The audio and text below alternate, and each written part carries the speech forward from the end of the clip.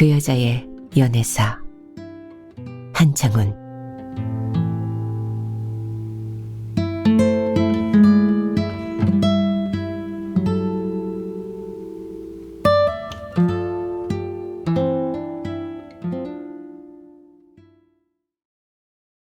이 이야기는 새벽 4시 17분 대문 앞에서 부부가 만나는 것으로 시작한다. 부부가 그 시간에 대문 앞에서 만나기란 어려운 일이다. 일부러 그렇게 하려 해도 쉽지 않다. 실제 이 부부도 아침 9시나 오후 3시 반에 마주친 적 많고 영업이 끝난 새벽 1시에 함께 들어온 적도 왕왕 있었지만 이 시간에 이런 적은 한 번도 없었다. 그러나 세상 일이란 어딘가에서 무언가가 벌어지게 되어 있다. 이 부부가 이렇게 되어버린 것만 봐도 그렇다. 둘 다 아무 말 못했다. 흠칫하는 마음에서는 소리가 나지 않는 게 얼마나 다행인지 모른다.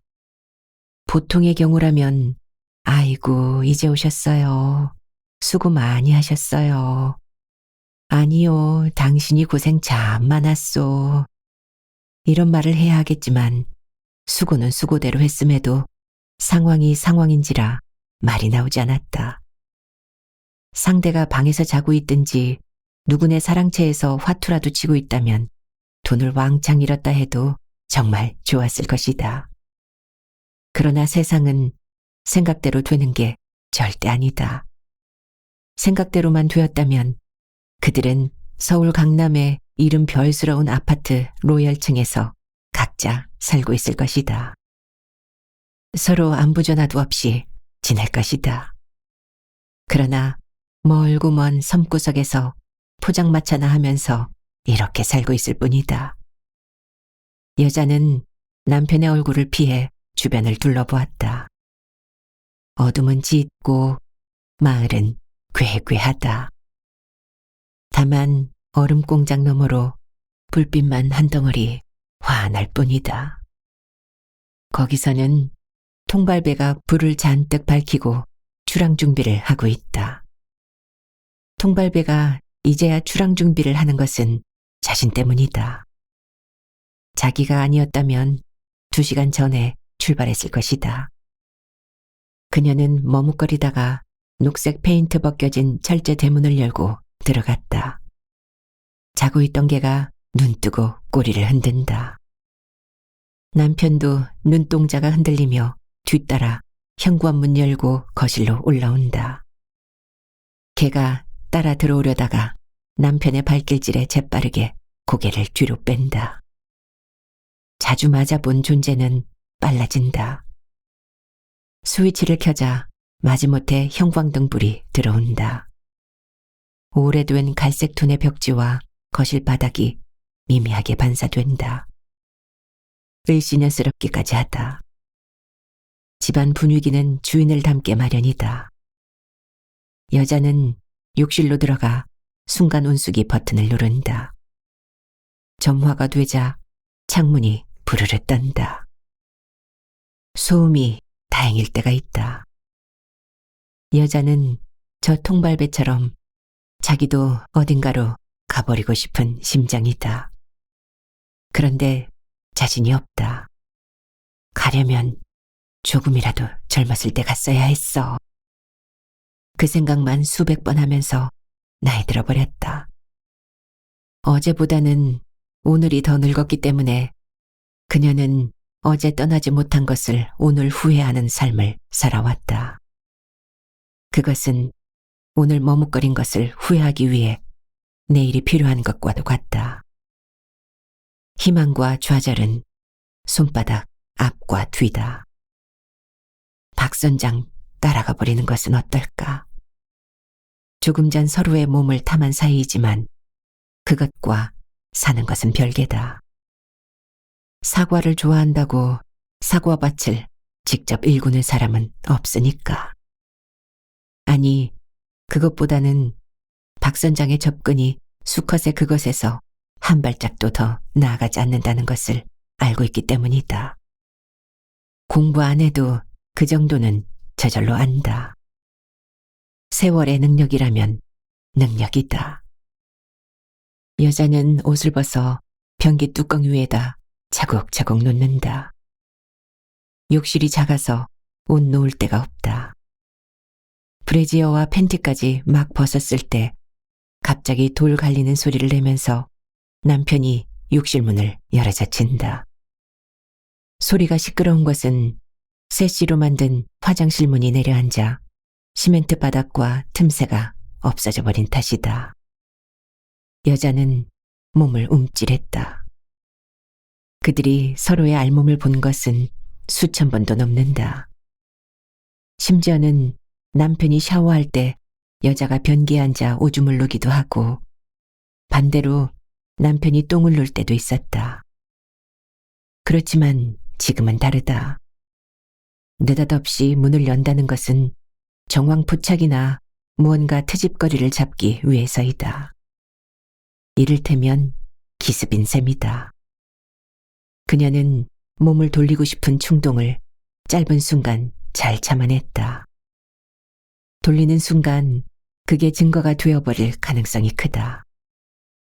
남편은 튀어나온 젖가슴, 더 튀어나온 아랫배, 더덕살 붙은 허벅지를 훑어본다. 안테나 세운 수사관의 그것처럼 날카롭지만 본다고 해서 아는 것은 아니다. 우리가 하늘을 아무리 자주 봐도 저 바다를 종일 바라본다고 해서 그 속을 알 수 없는 것처럼 말이다. 왜? 부부의 대화가 비로소 시작된다. 추운데 뭔 샤워여? 나갔다 왔으니 씻어야지. 당신이 언제부터 그렇게 깨끗한 사람이었어? 증거 찾기가 어려우니 12조로 말이 변한다. 아, 샤워하는 것까지도 왜 난리야? 오줌 눌 거 아니면 얼른 나가. 얼른 나가라니까. 배 좀 봐라, 이 띠미. 결국 남편이 트집 잡는 것은 그거다. 배가 뭐 어쨌다고. 위아래로 먹어대니? 아, 배가 안 나와. 말 같지도 않은 소리 하지 마. 여자는 소리 지르며 문을 닫는 것으로 남편을 밀어낸다. 다시 한번 시멘트 갈리는 소리가 난다. 그러는 와중에 아닌 게 아니라 배가 줄렁거렸다. 그녀는 수모 선수처럼 튀어나온 자신의 배를 내려보다가 두 손으로 잡아본다. 박 선장도 말했다. 배가 나온지는 알았지만 참 어지간하네. 아랫배가 반스처럼 덮고 있어서 그게 어디 있는지 찾아지긴 하겠어. 그거야 늘 그 자리에 있지 어디 있겠소. 거기 말고 딴 데 붙은 여자 봤소? 왜 다들 배 가지고 지랄인지 모르겠지만 그녀 입장에서도 남자 탓만 하기는 좀 그렇다. 고개를 숙여도 아랫도리 털을 볼 수 없게 된 게 오래전이다. 지금도 앞 좌우로 과하게 튀어나온 뱃살만 가득 보인다. 널따란 구원 같다. 뚱뚱해지면서 거기가 자꾸 멀어지는 기분이다. 손이나 발은 옛날 그대로 그 자리에 붙어 있어 내 것 같은데 거기는 안 보이다 보니 남의 것이 되어가는 것 같다. 복부 내장 지방이 아주 심각한데요. 의사가 이렇게 말한 것은 지난달이다. 금선이 엄마 초상을 항구에 있는 대학병원 영안실에서 치렀는데 거기 간 김에 진료를 받은 것이다. 당과 콜레스테롤이 높다는 검사 결과도 나왔다. 의사는 설명했다. 우리 몸의 소장이 약 6, 7m 되고 대장은 약 1.5m 정도예요. 그는 옆에 서 있는 껍질 홀랑 까고 내장을 드러내고 있는 플라스틱 인형의 배를 볼펜으로 찍어가며 계속했다. 그러니 총 길이 약 8m 정도 된다고 보면 됩니다. 그 속에는 맹장도 있고 결장도 있고 항문 근처에 직장도 있어요. 그 모든 것이 제 역할을 해야만 배변도 잘 되고 건강하게 살 수 있어요. 아주머니는 여기와 여기 그리고 여기에 기름이 너무 많이 끼어 있어요. 뱃살부터 빼세요. 듣고 있던 여자는 한마디 안 할 수 없었다. 그렇게 창자가 많으니 어떻게 배가 안 나와요? 정말이지 어쩌자고 사람 몸에 그렇게 복잡한 창자가 있을까? 겉에서 보면 그냥 밥 먹고 똥 싸는 간단한 구조인데 더군다나 입하고 똥구멍은 이렇게 작은데 그 가운데는 뭐 한다고 이렇게 굵고 길단 말인가? 배 엔진 소리가 들린다. 여자는 창문을 열고 밖을 본다. 차가운 공기가 훅 들어온다. 불을 밝히고 통발배가 드디어 먼 바다로 나가고 있다. 이 시간이면 선원들은 선실에서 잠을 잘 것이고 박 선장만 조타실에서 홀로 저 큰 배를 몰고 있을 것이다. 불 밝히고 지나가는 배는 멋지다. 조금 전까지 살을 맞대고 있던 사내가 커다란 배를 몰고 떠나가는 느낌도 삼삼하다. 남자들은 참 편리하겠다. 저렇게 가버릴 수 있어서. 저렇게 가면 어떤 여자라도 잡지 못한다. 그동안의 남자들도 그랬다. 그들은 그녀의 몸에서 내려온 다음 말했다. 나 군대 가야 해. 계약대가 되어서 학교에 가야 해. 돈 벌러 외국으로 배 타러 가야 해. 멀리서 친구가 동업을 하자고 불러서 가야 해. 희한하게도 하기 전에는 그런 말 안 했다. 그리고 표표히 떠났다. 안 떠난 단 한 명이 지금의 남편이다. 그래서 30년 달러부터 자식을 낳게 하고 밥 얻어먹고 용돈 받아 쓴다. 잘한다, 님이. 가정 있는 여자가 밤늦도록 잘하는 짓이다. 사내 하나는 파도를 일으키고 지나가는데 또 하나의 사내는 거실에서 구시렁거리기 시작한다. 기분 같아서는 어머 고마워요 해버리고 싶다. 떠난 자는 말이 없고 남은 자는 말이 많다. 떠나버린 자의 반의 반만큼만 사람들이 조용하다면 얼마나 좋을까. 하지만 살면서 좋은 일이 일어나기는 나쁜 일이 일어나지 않는 것보다도 더 어렵다. 솔직하게 말해봐. 그놈이랑 뭔 짓을 한 거야? 술 마셨어. 봤잖아. 12시 정도에 여자는 자신의 포장마차에서 박 선장이랑 앉아 있었다. 그때 남편이 노래방으로 들어갔다. 늘 수구레한 관광객 여자 두엇과 가이드 노릇하는 남편의 후배도 함께 있었다. 전작이 있었는지 서로 어깨를 치고 깔깔거렸다. 제법 먼 곳이지만 못 알아볼 정도는 아니었다. 들어가면서 남편은 이쪽을 흘낏거렸다. 박 선장은 단골이다. 선장이 단골이라서 통발배 선원들이 자주 찾아왔다. 회식도 포차에서 했다. 포장마차는 방파제 시작 부분에 있는데 그 배가 들어오면 늘 그 앞에 메어놓는다. 그들 상대의 벌이가 전체 매상의 반이 넘었다. 이번처럼 풍랑을 피해 어쩌다 한 번씩 찾아오는데도 그랬다. 통발은 철제 틀에 그물을 씌운 바구니 모양의 어구이다. 정어리나 고등어를 미끼로 넣어두면 물고기나 소라, 개 따위가 닥치는 대로 들어온다. 그 배는 그런 통발을 자그마치 15,000개나 바다에 넣어두었단다. 덕분에 선원들은 낙지나 게 같은 것을 공짜로 가져다 주기도 한다. 선장이 직접 줄 때도 많다. 다른 포차의 주인들이 그녀를 시샘하는 이유이기도 하다. 술 같은 소리 하고 있네. 이 옆에 내가 이 시간에 기어 들어왔다면 뻔한 거 아니야? 내가 이 시간에 한두 번 들어와? 시계 봐. 5시가 다 됐어. 손님들이 안 가서 간판 불 끄고 홀에 있었어. 그러는 당신은 왜 이제 들어와? 여자가 한마디 꽥 지른다. 남편은 입을 다문다. 그가 이쪽을 봤다면 이쪽도 그쪽을 충분히 볼 수 있기 때문이다.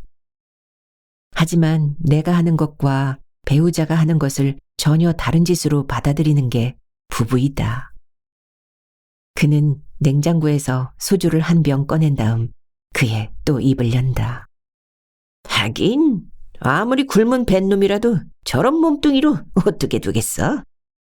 좋다고만 하더라. 소리도 하마터면 할 뻔했다. 그녀가 보기에 도대체 남자의 되먹지 못한 심보가 이런 것이다. 남편이 몸을 안 붙여온 지는 오래되었다. 취해 들어온 그녀가 모처럼 몸이 동해서 다가가자 남편이 발로 밀어내버렸던 게 몇 년 전이다.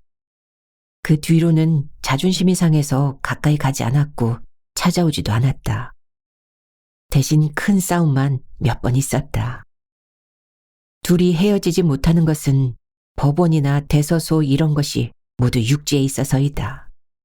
단지 멀기 때문이다. 뭔 짓을 했는지 누가 알아? 한 방에 있다 보면 할머니하고도 하게 된다는 옛말도 있는디. 변기 위에 올려놓은 복대에서 지폐뭉치를 꺼낸 여자는 문을 열고는 남편을 향해 충동적으로 뿌려버린다. 비누거품 뚝뚝 떨어지는 것도 아랑곳하지 않는 것이 목욕탕 전투에서 승리하고 돌아온 개선장군처럼 보인다. 돈 벌었다니까 돈! 이 징그럽고 더러운 돈 벌었다고 몇 번 말해야 돼? 눈을 치켜뜬 남편 머리에도 그가 마시고 있던 소주병 위에도 팔랑거리며 지폐가 떨어져 내린다. 상황만 이렇지 않다면 축복받는 풍경이다. 잠도 못 자고 그 고생하는데 자꾸 왜 이래? 남자가 그렇듯 여자도 조금 전 자신의 행동은 잊어버리고 평생 쌓인 감정이 복받친다. 내가 생활을 책임지고 돈 버는 것은 진실이다. 그런 생각이 저변에 깔려있기 때문이다. 그녀는 그래놓고 알몸을 보이기 싫은 이유에서라도 재빨리 제자리로 돌아온다. 돌 갈리는 소리가 연거푸 난다. 이런 씨발이 뭐하는 짓이야? 싫으면 당신이 나가서 돈 좀 벌어와 보든가. 나도 방구석에서 드라마만 보고 살게. 내가 벌어다주는 돈 없으면 지부터 꼼짝 못하면서 꼴에 사내라고. 정말 어디 가서 콱 죽어버리든가 해야지. 여자는 남편이 들을 수 있을 정도의 톤으로 중얼거린다. 중얼거리는데 느닷없이 몸이 시리다. 당장 저통이 시리다. 문 열고 닫는 잠깐 동안 찬 기운을 쐬어서 그렇기도 하겠지만 모처럼 세상 나들이를 해서 그럴 수도 있다. 선장이 너무 심하게 가지고 놀았으니까. 선장은 타박할 때와는 다르게 탐하고 집착했다. 손으로 쥐어짠 저통은 남은 부분이 풍선처럼 부풀어 올랐고 저 아래 물건 또한 팽창하고 경련했다. 덕분에 여자는 오랜만에 쾌락과 극치를 맛봤다. 보며 짐작한 대로 역시나 선장은 노련했고 단단했다. 이 상황을 항구의 의사가 보았다면 남녀 호감을 느끼는 도파민 생성에서 시작하여 페닐에틸라민이 분비되는 시점을 거쳐 옥시토신이 분출되는 절정의 순간까지 진행되었군요. 라고 말했을 것이다. 의사야 뭐라든 간에 임도 보고 뽕도 딴다는 말이 이런 경우이겠다. 근데 하필 대문에서 남편을 만나버린 것이다. 그래서 욕실문을 사이에 두고 이 새벽에 이 난리인 것이다. 그녀는 젖통에 호스를 갖다 댄다. 묵은 때 때문에 호스 끝이 더럽다. 샤워기가 망가져 빼버린 게 2년 전이다. 남편은 이것 하나 고쳐놓지도 않았다. 예쁘게 보려야 예쁘게 볼 건더기가 없다. 세상에서 가장 어려운 일은 아마도 남편을 사랑하는 것일 게다. 이렇게 지방이 끼면 오래 못 살아요. 의사가 말하고 그녀는 또 대꾸했다. 오래 살아서 뭐해요? 사는 재미도 없는데. 그래도 오래 살아야 맛있는 것도 먹고 재미있게 놀고 그러죠. 맛있는 거 먹고 재미있게 놀고 그러면 이렇게 살쪄서 금방 죽을 거 아니에요. 의사는 피식 웃었다. 듣고 보니 그러네요. 그래도 사는 동안은 건강하게 사셔야죠. 운동하고 살 빼서 혈압과 당을 조절 안 하시면 앞으로는 정말 아프게 돼요. 물론 건강하게 살고 싶다. 죽는 것도 싫고 아픈 것은 더 싫다. 그런데 의사 말을 듣고부터 머리고 다리고 허리고 당장 아픈 것 같다. 이제라도 운동을 하면 뺄 수 있을까? 이렇게 오래된 살을. 최근에 119 헬기가 자주 왔다. 고혈압을 오래 앓았던 금선이 엄마는 지난달 헬기를 타고 나가서 사흘 만에 죽었다. 합병증으로 인한 뇌출혈이었다. 간경화 말기인 정미 아버지는 아예 타고 가는 도중에 죽었다. 사람들은 말했다. 하늘에서 숨 끊어지면 올라가기는 편컸다. 그런데 그거 하나 편하려고 헬기 탈 수는 없는 일 아닌가. 섬마을에서 태어나 평생 물만 묻혀온 주민들로서는 죽을 병 걸린 게 헬기 한번 타보는 유일한 방법이 되어버린 것이다. 그나마 10여 년 전까지는 해군 PK선 타고 나가야 했다. 그 배는 빠르기는 한데 파도의 충격이 너무 커서 그것 때문에 죽을 지경이었노라고 간신히 살아 돌아온 이들은 하나같이 증언했다. 헬기 안 타려고 새벽마다 운동 다니는 그룹이 있다. 2~3명씩 짝을 지어 다리를 건너고 고개를 넘은 다음 등대까지 다녀온다. 하루도 안 빠지고 하고 있는 독한 이들은 늘씬하니 보기에도 좋다. 80대 노인들도 최소한 산책은 한다. 돌이켜보고 말 것도 없이 자신은 한 번도 안 해보았다. 밤 장사에 지쳐 오전에는 뻗어 있다가 오후에 영업 준비하면서 살다 보니 이렇게 되었다. 포장마차라는 게 겉에서 보면 단순하지만 속은 엄청 복잡하고 부산스러운 곳이다. 그녀의 몸뚱이처럼 말이다. 집안 분위기는 주인을 닮아가지만 주인은 가게를 닮아간다. 죽으면 썩을 것 소리는 자주 듣고 해왔단 말이다. 금선이 엄마는 썩기 시작했을 것이다. 작년에 죽은 재민이 할머니는 완전히 썩었을 것이다. 정미 아버지는 화장해버렸으니 썩고 말고가 없다. 이 덩어리는 태우는데도 썩는데도 한참 걸리겠군. 여자는 배를 만진다.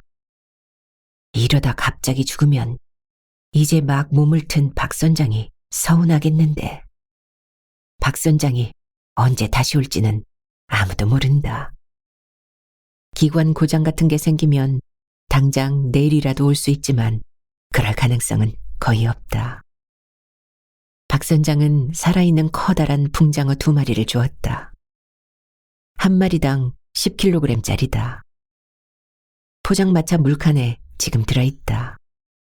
자물쇠로 잠그긴 했지만 혹시나 해서 합판 덮고 커다란 돌멩이로 눌러놓았다. 요즘 시세로 1kg에 3만 원이니 도합 60만 원짜리다. 잡아온 사람에게 사는 가격이 그렇다. 이것을 요리해서 팔면 몇 배 이문이 남는다. 연애 한번 해. 박 선장이 말했을 때 거절하지 못한 게 장어 때문만은 아니다. 연애를 하지 못하면 꼭 배가 사고가 나더라고. 했을 때도 저 큰 배가 사고 난다는 것이 아까워서만은 아니었다. 솔직히 말해서 원한다면 응해줄 마음을 그녀는 먹고 있었다. 챙겨주는 것에 대한 고마움, 앞으로의 관계 유지, 쓸쓸함에 대한 불만 같은 게 충분히 뒤섞여 있었다. 둘은 새벽 1시 30분에 여관을 갔다. 박 선장이 먼저 가서 방을 잡고 술과 안주를 주문하는 형식이었다. 그때까지 남편은 노래방에서 나오지 않았다. 그녀는 홍해삼 한 접시에 양념 그릇, 소주 2병을 보자기에 싸서 갔다. 자다가 깬 주인에게 요즘 관광객 수급 현황 따위로 일부러 말을 붙였다. 그게 동네 눈을 피하는 방법이다. 하긴 이놈한테도 주고 저놈한테도 주었던 버릇이 어디 가? 가만히 있으면 붕장어탕이라도 한 그릇 얻어먹을 것이지만 남편은 돈 세례받은 부하와 술기운이 만나 상승작용을 일으키고 있다. 뭐 단골내 같은 소리 하고 있네. 너는 기나 고동이나 닥치는 대로 들어가는 통발 같은 년이잖아. 오죽했으면 지 엄마한테 걸레 소리를 들었겠어. 남편의 용기가 승승장구하고 있다. 여자는 몸을 돌려 문짝을 걷어찬다. 시멘트 갈리는 소리와 셋이 깨지는 소리가 합쳐진 크고 괴상한 폭발음 같은 게 났다. 왜? 뜨끔해서 발길질이냐? 엄마가 그 말을 했던 것은 사실이다.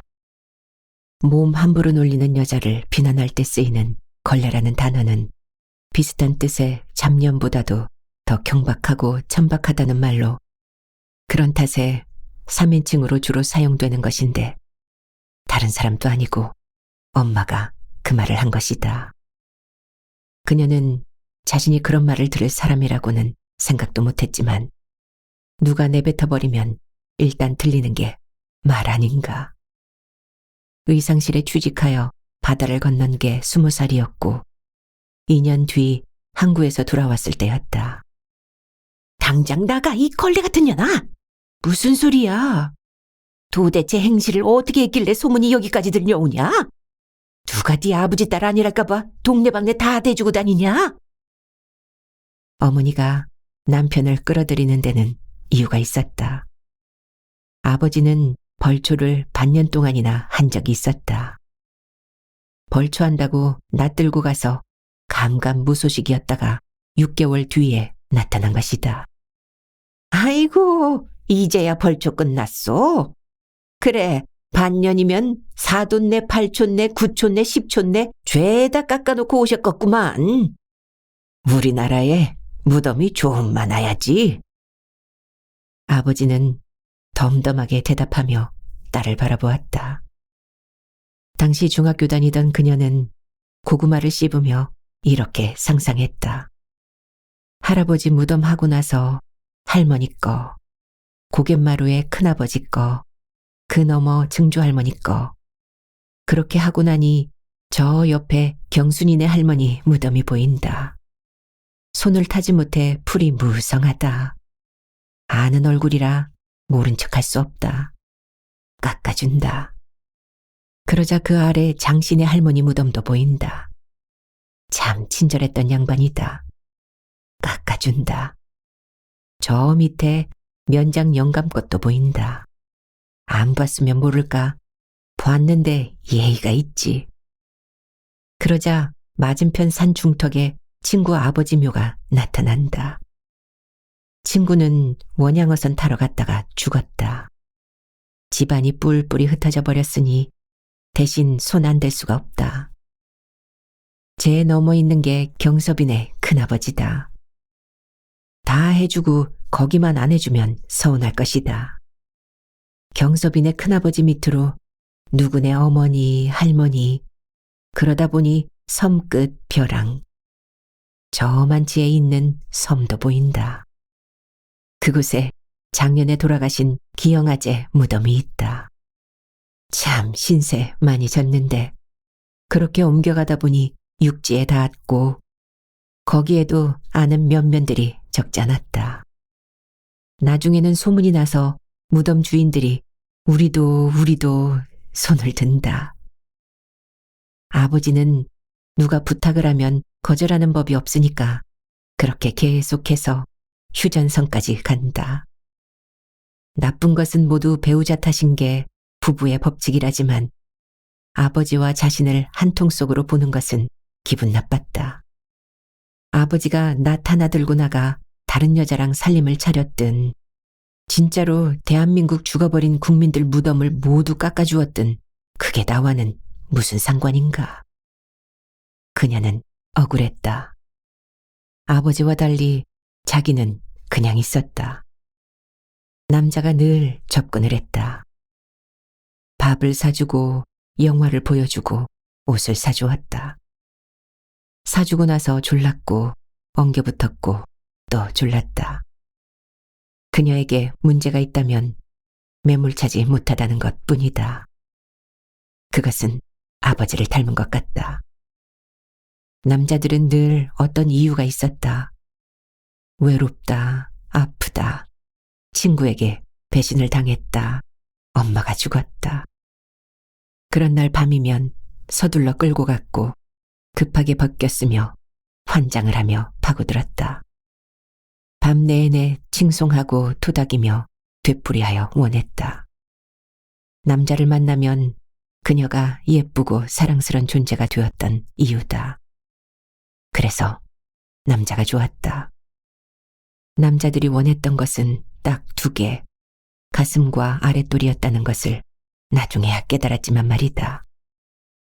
그게 무엇든 깨닫기 위해서는 시간과 훼손을 감수해야 하는 것 아니겠는가.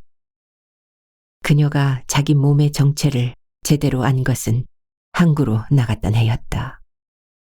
향후회에서 만난 고향 선배 종석이를 사귀게 되었고 음악다방 몇 번 가다가 함께 자게 되었다. 조르는 놈한테는 못 당하는 법이다. 아팠다. 아픈 것 빼고는 나머지는 좋았다. 조금 지나자 다 좋았다. 그게 참 신기했다. 그전까지 그곳은 그저 오줌 나오고 생리를 하는 귀찮은 곳이었다. 그 외에는 보아서도 안 되고 말해서도 안 되고 만져서도 안 되는 곳이었다. 그런데 그 선배는 중독된 사람처럼 그곳을 탐닉했다. 시간, 장소 상관없었다. 모른 척, 없는 척 해야 했던 곳이 가장 재미있는 곳으로 변하는 게 그녀는 놀라웠다. 더군다나 자신은 거기를 그렇게 만들기 위해 노력한 게 하나도 없었다. 일해서 받은 것도 아니고 벌어서 산 것도 아니다. 화투 쳐서 딴 것은 더더욱 아니다. 화투로 딸 수 있는 거라면 그녀는 지금 주렁주렁 달고 있을 것이다. 그냥 있었을 뿐인데도 남자가 좋아하는 곳이 있다는 것. 그게 몸이었다. 조용히 이 개새끼야! 남편은 마침 뭔가를 보며 지저대는 개한테 화풀이를 한다. 옛날 남자들 소식 듣기는 아냐? 종석이 그놈은 저 광주에서 화물창가 몬다더라. 찾아가 봐라. 예정이 남았으면 팔도유람은 다닐 수 있겠다. 도배기는 뭐 한다더라. 경기도 어디에서 슈퍼 한다고 들은 것 같기는 한데. 어째 내가 더 알아봐 줄까? 어? 그녀는 첫 번째 남자였던 종석이에게 시집 가는 줄 알았다. 같이 잤으니까. 그런데 그녀가 시집 가기 전에 남자가 군대에 가버렸다. 군대 가는 남자는 절대 잡을 수가 없다. 국방부에서 하는 국가적 일이니까. 도배기는 그 다음에 알게 된 이였다. 사랑의 상실은 그 다음 사람이 채워준다는 것을 알게 해준 사람이기도 했다. 시집 가기가 여의치 않으면 함께 살기라도 해야겠다 싶었을 때 그는 원양어선 타러 외국으로 가버렸다. 배 타러 가는 남자도 절대 잡을 수 없다. 해양수산부 일이니까. 남편은 그들과 선후배 사이이다. 그들 이름이 남편 입에서 나오면 기분이 참 뭐 같다. 그만 좀 해. 그녀는 샴푸 중인 머리카락을 신경질적으로 비볐다. 거품이 사방벽으로 튄다. 하지만 그만하라고 해서 그만하는 사람 없다. 개 섞어라 해서 멈춰서는 도둑 없듯이. 내가 아는 놈만도 여럿이니 내가 모르는 놈들은 또 몇 명이겠어. 에이, 그러고 보니 내가 딴 놈들 뒤치다거리나 하고 살았네, 님이. 그래, 많았다. 존나게 많았다. 여자는 선포하듯이 외친다. 많이 사귀었지만 몸을 탐해서 접근을 하는 건지 사랑으로 접근한 다음에 애정이 식은 건지는 알 수 없었다. 아무도 진심을 말해주지 않았으니까. 하루 종일 떠드는 소리가 모두 다 진심이라니 그 중에서 진짜를 골라낸다는 것은 불가능했다. 그녀가 알 수 있었던 그들의 진정한 진심은 마지막 말이었다. 군대 가야 해. 돈 벌러 배 타야 해. 학교에 가야 해. 동업하러 가야 해. 안 돌아온 걸로 봐서 군대 간 놈은 지금까지도 군대에 있어야 했다. 사병으로 갔으니 이렇게 오래 근무했으면 계급을 가리키는 작대기가 100개는 넘어갔을 것이다. 그런데 고작 화물차 몰고 있다니. 배 타러 간 놈도 지금까지 배 타고 있어야 했다. 선장이 되어 있거나 물귀신 되어 있거나 해야 했다. 느닷없이 슈퍼는 다 뭔가. 학교에 가야 한다던 놈은 대학생이었다. 그녀가 처음으로 용돈을 주었던 남자였다. 밥값과 여관비도 냈다. 학생의 가난은 사회적으로 이해되는 대상이었다. 임신이 되었을 때 그는 계약대가 되어서 올라갔다. 문교부 일이라서 거기도 잡을 수가 없었다. 며칠 뒤 그녀는 스스로 산부인과 수술대에 올랐다. 동업하러 서울 간 놈은 가장 나중에 만났었다. 자매점으로 있는 양복점 점원이었다. 미래의 청사진을 가장 멋들어지게 그려준 사람은 그 점원이었다. 중국집에서 청요리 먹을 때 그는 대한나사 사장이 되어 있었고, 빼갈 냄새 풍기며 올라탔을 때 그녀는 항구에서 가장 근사한 집의 안주인이 되어 있었다. 그의 방으로 살림을 옮겨갔을 때는 양복점과 양장점을 각자 하나씩 운영하는 기업체 회장 부부가 되어 있었다. 문제는 그 점원의 청사진은 그리는 것과 동시에 증발한다는 것이다. 몇 달 동안 그리고 없어지고 다시 그리고 하던 그는 제일모직에서 막 퇴사한 친구를 만나 동업하기 위해서 밤기차를 탔다. 워낙 결기에 찬 얼굴이라 거기도 잡을 수 없었다. 사실 잊고 있었는데 남편 덕에 떠오른 남자들이다. 정말로 다들 지금쯤은 뭐 할까? 화물차와 슈퍼는 그렇다 치고 학생이었던 놈은 연락 한 번 안 한 것으로 보아서 공부에 전념했을 터인데, 그렇다면 판검사가 되었을까? 최소한 초등학교 교사는 되지 않았을까? 동업하겠다던 놈은 성공 못했을 것 같다. 동업해서 성공했다는 사람은 한 명도 못 들어봤으니까. 남편은 같은 마을의 노총각이었다. 남자들 떠나보내면서 항구에서 몇 년 더 지내다가 섬으로 다시 돌아왔을 때 엄마가 지금의 남편에게 물었다. 나 죽으면 네가 물밥 떠놔줄래? 그러죠. 그럼 네가 전현 좀 데리고 살아라. 그녀는 지친 심신을 추스른 다음 또 육지로 나가려고 했었다. 그러나 엄마가 허락하지 않았다. 마을 회관에서 대충씩 올린 그 이래로 섬에 박혀 살고 있는 것이다. 자랑이다, 씨파이. 그래, 자랑 좀 하자. 그지 같은 것을 서방이라고 만나 요 모양 요 꼴로 살고 있지만 왕년에 잘 나가던 년이다.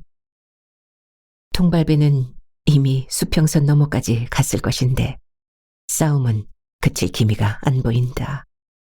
대주고 다닌 것도 자랑이냐, 이 걸레 같은 년아. 내 것이 내 거였지 네 거였냐? 참 잘났다. 그러니 아들놈도 그렇게 잘 와놨지. 이번에는 아들이냐? 그래, 너 빼고 다 나쁜 놈이다. 항구에서 공단으로 일하러 다니는 아들 이마와 보레는 여러 개의 가느다란 흉터가 있다. 손등과 목에도 있다. 세월이 가서 얼른 알아보기는 힘들지만 눈 밝은 이들은 놓치지 않을 정도 된다. 사람 얼굴에 비슷한 흉터가 여러 개 생기기는 쉽지 않은 일이다. 10여 년 전이다.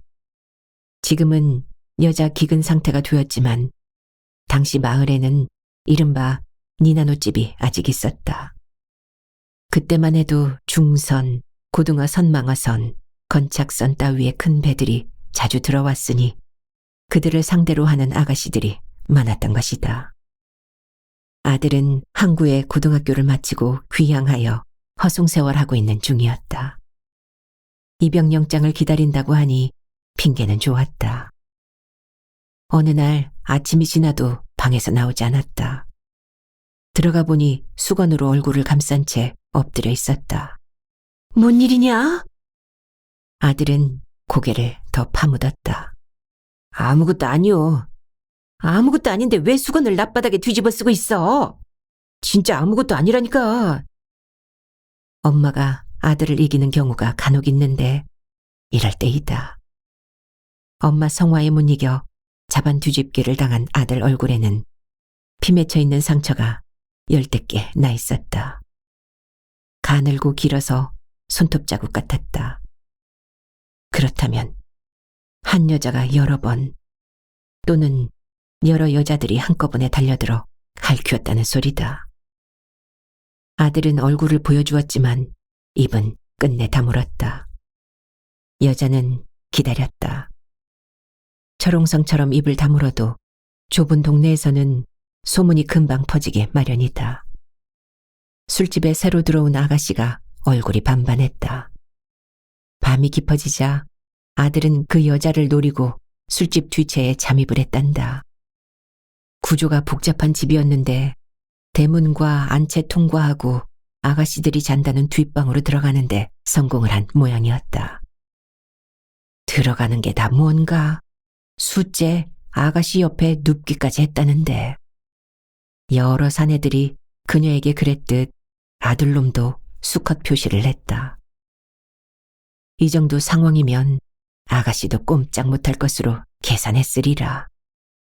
그런데 하필 아가씨는 외박 중이었고 주인 여자가 누워있었다. 남편과 다투고 그곳에서 잤던 것이다. 훗날 아들이 다른 곳에서 떠든 대로 하자면 만져보니 아무래도 너무 크다 싶었단다. 너 누구야? 비명소리와 함께 아들은 뛰쳐나갔다. 당황하면 눈이 어두워져 자신이 들어왔던 방향도 잃게 된다. 목격자에 따르면 어떤 시커먼 물체가 방에서 뛰쳐나오더니 대포알처럼 탱자나무 울타리로 돌진했다는 것이다. 옷섭도 여미지 못한 주인 여자가 덜렁거리며 쫓아나오는 상황이어서 이때는 중단 없는 전진, 뒤로 돌아가를 거부하는 군인 정신밖에 믿을 게 없었다. 살 곳은 울타리 바깥에 있었다. 목숨을 건 격렬한 몸짓 끝에 아들은 수십 년 된 탱자나무 울타리를 통과했으며 아무 때라도 그 집에 가면 사람 통과한 흔적이 고스란히 남아있다는 말을 그녀는 들었다. 남편이 그 이야기를 들먹인 것이다. 그게 여자 탓이라는 거다.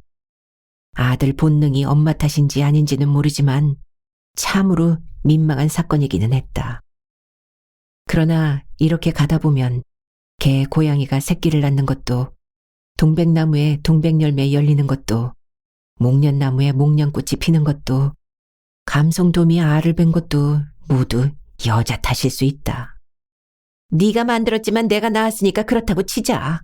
그래도 나를 닮았으니까 열심히 돈 벌고 있지. 너 닮았으면 마누라 등골 빼먹으면서 탱탱 놀고 자빠졌을 것이다. 여자는 수건으로 몸을 닦기 시작한다. 이렇게 시끄럽고 껄끄러운 샤워도 처음이다.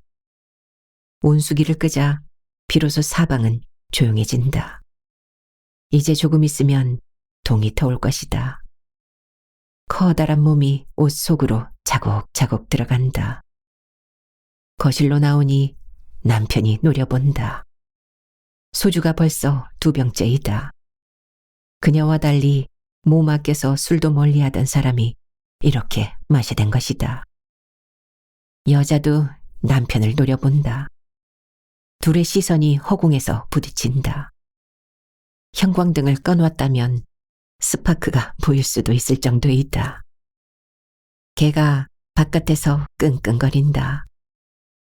담벼락 위에 고양이가 또 나타났는데 주인 목소리가 계속 들려 짖지 못하는 것이다.